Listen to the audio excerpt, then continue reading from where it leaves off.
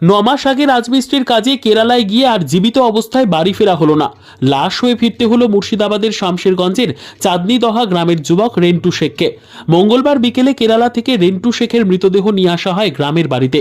দেহ বাড়িতে পৌঁছতেই কান্নায় ভেঙে পড়ে পরিবারের সদস্যরা।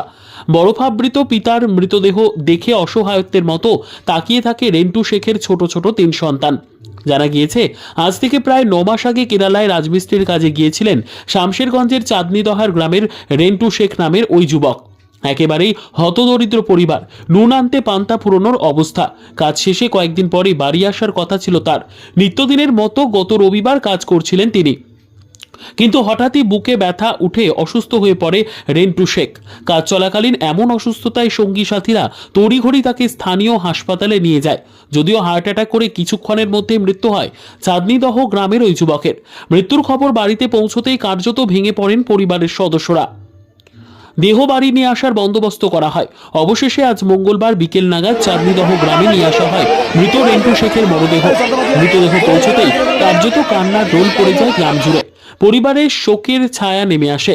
পরিবারের সুখের আশায় কয়েক হাজার কিলোমিটার পাড়ি দিয়ে কেরালায় রাজমিস্ত্রির কাজ করতে গিয়ে এভাবে যুবকের মৃত্যুতে শোকস্তব্ধ শামশেরগঞ্জ। স্বামীর মৃত্যুতে পরিবারের রোজগার বন্ধ, কিভাবে সংসার চালাবেন এখন বুঝে উঠতে পারছেন না একেবারে হতদরিদ্র পরিবারের সদস্যরা। সরকার কিংবা প্রশাসনের কাছে আর্থিক সহযোগিতার আবেদন জানিয়েছেন পরিবারের লোকজন।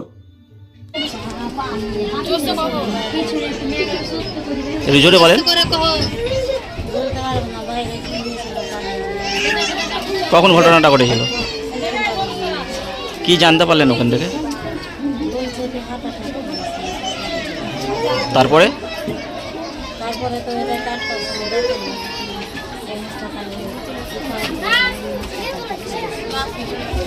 সরকার থেকে কোনো সাহায্য বা কোনো আর্থিক সহযোগিতা বা কেউ এসেছিল কি? এখন কি চাইছেন?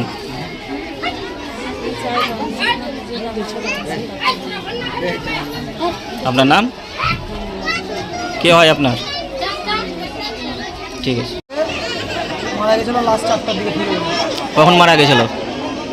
আজকে তিন দিন হলো, শুক্রবারে। লাশ কখন এলো? লাশ এলো 4টার দিকে।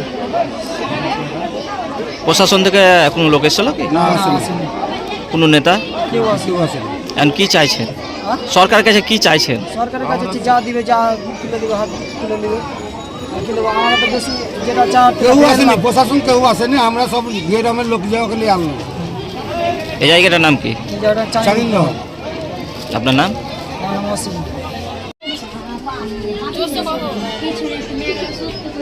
জোরে বলেন, কখন ঘটনাটা ঘটেছিল? কি জানতে পারলেন ওখান থেকে? তারপরে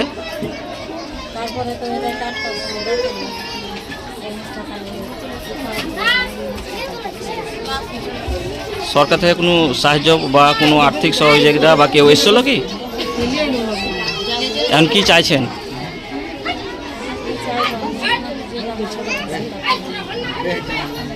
আপনার নাম কে হয় আপনার? ঠিক আছে।